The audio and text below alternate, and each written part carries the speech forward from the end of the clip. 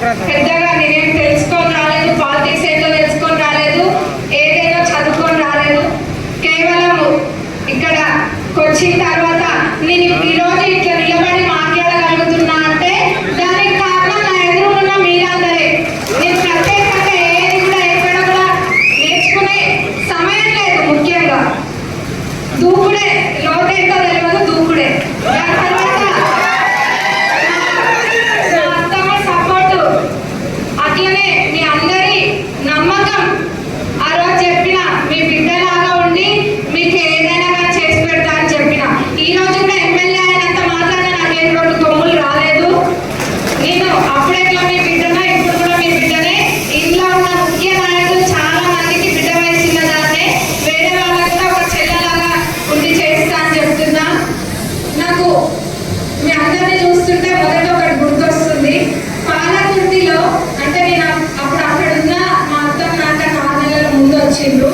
వచ్చి అందరూ కార్యకర్తల్ని ఒక్కొక్కరిని కలిసి అందరినీ ఒక దగ్గర కూడబెట్టి అందరినీ కలుపుకొని ముందుకెళ్ళడం జరిగింది. అయితే ఈ జర్నీ అనేది, ఈ ప్రయాణం అనేది అంత ఈజీగా జరగలేదు. దీంట్లో ఎన్ని ఇబ్బందులు మీరందరూ పడ్డారో అది మీకే బాగా తెలుసు.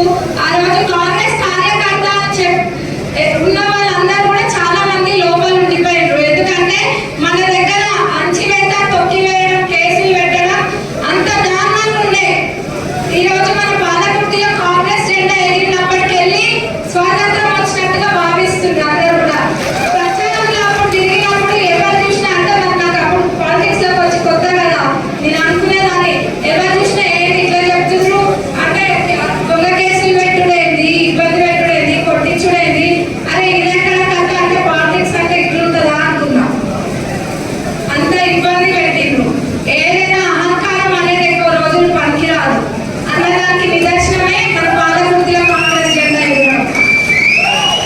ఒకవేళ ఎప్పుడైతే అంచివేయాలని అనుకుంటామో అందులో మనం తీసుకున్న గోతిలో మనమే పడతాం. ఇంకొకటి ఇదంటే గుర్తొచ్చింది. చివరి రోజు ఏదో మమ్మల్ని